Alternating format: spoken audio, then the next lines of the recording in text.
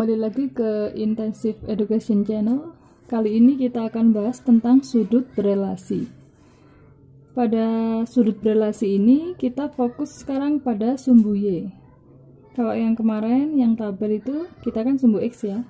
Sekarang sumbu Y. Jadi kalau sumbu Y yang kita pakai patokannya berarti nanti ada perubahan yang terjadi.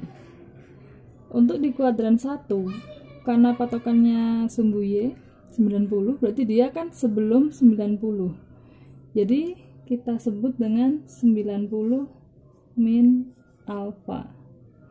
Bagaimana dengan kuadran 2?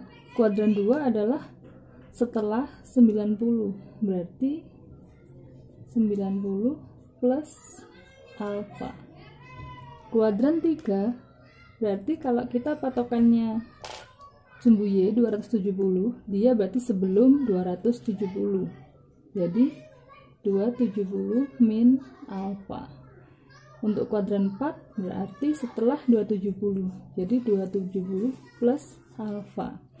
Untuk nilai-nilai perbandingan trigonometri yang positif tetap seperti kemarin. Jadi untuk kuadran 1 semua bernilai positif.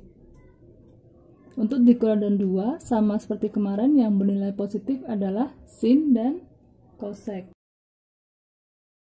Untuk kuadran 3 yang bernilai positif sama, jadi tan dan kotan. Untuk kuadran 4 yang bernilai positif, cos dan sekan. Jadi perubahan bagaimana yang dimaksud? Sin 90 min alfa akan berubah menjadi cos alfa. Cos 90 min alfa akan berubah menjadi sin alfa.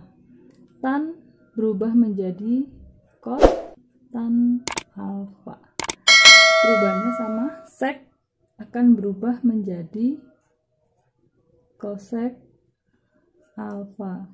Cosec akan berubah menjadi sec alfa.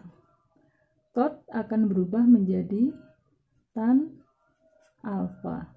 Jadi perubahannya saling berkebalikan ya. Sin berubah jadi cos, cos berubah jadi sin, tan jadi cot, cot jadi tan. Seperti itu. Terus ini perhatikan 90 min alfa adalah kuadran 1. Jadi semua di sini bernilai positif. Bagaimana dengan kuadran 2?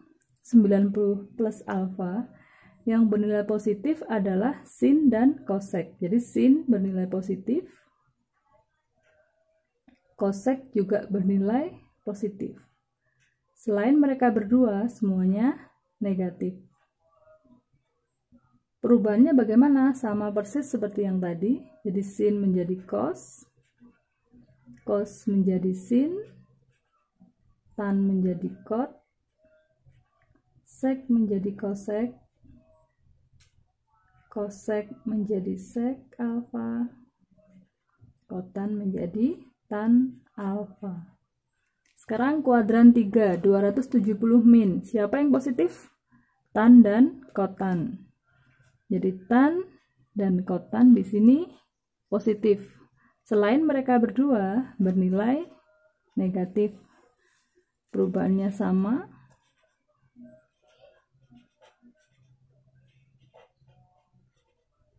Jadi kita di sini dibedakan dengan tanda plus minusnya. Untuk perubahan mereka semua sama.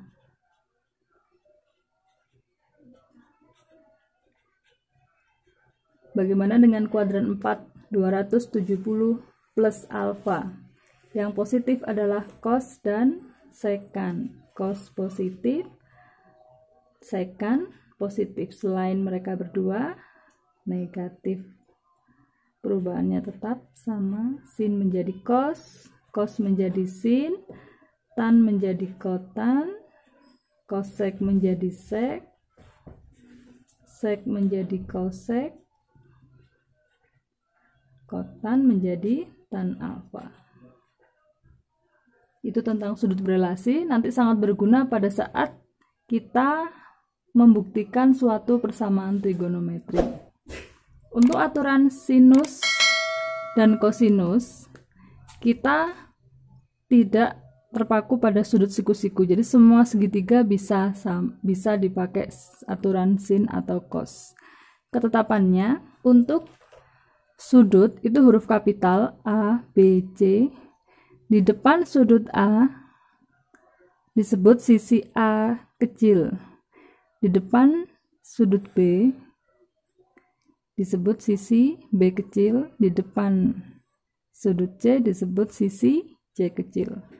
Berlaku rumus aturan sin ada dua. Yang pertama tentang perbandingan sisi dan sudutnya. Jadi A per sin A sama dengan B per sin B. Jadi yang berhadapan ya, A kecil per sin A, B kecil per sin B, C kecil per sin C. Untuk aturan sin yang kedua berhubungan dengan luas segitiga tersebut. Luas segitiga sama dengan setengah dikali A kecil dikali B kecil sin.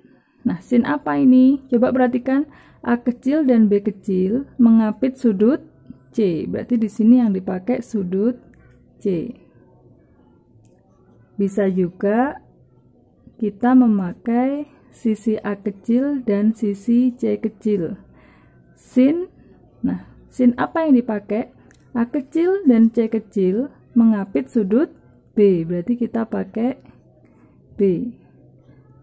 Bagaimana dengan sisi yang dipakai B kecil dan C kecil? Berarti sudut apa yang dipakai? B kecil, C kecil mengapit sudut A.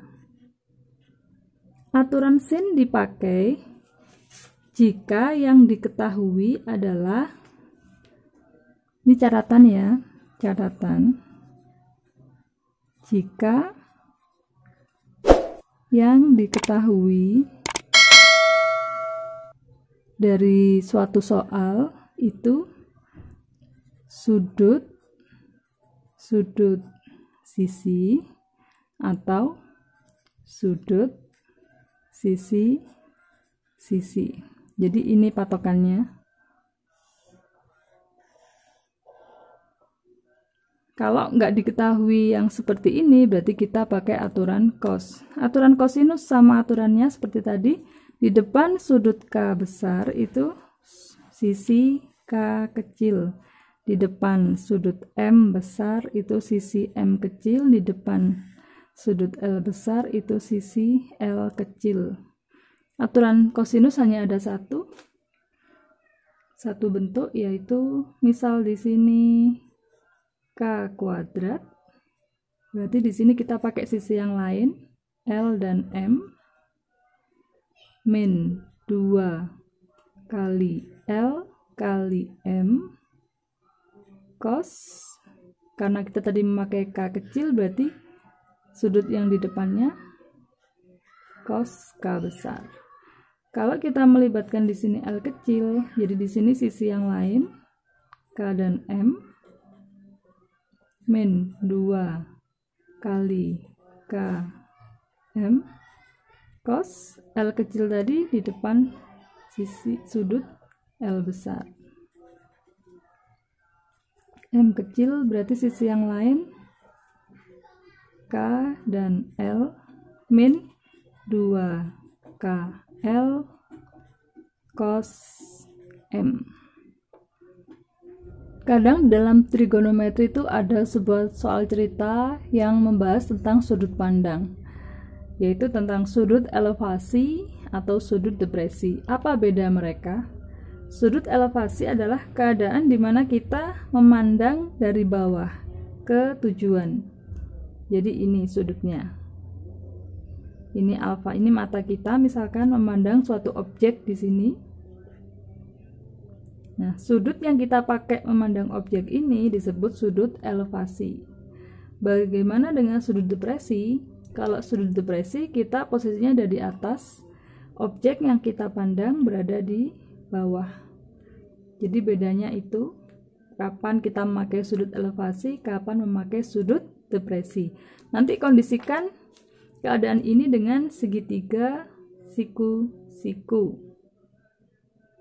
Jadi kita nanti memakai aturan depan, miring, samping seperti pembahasan kita sebelumnya.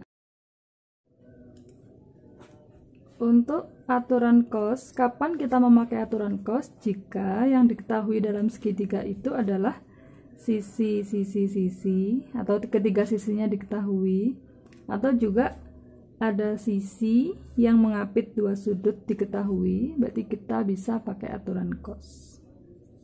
Sekian.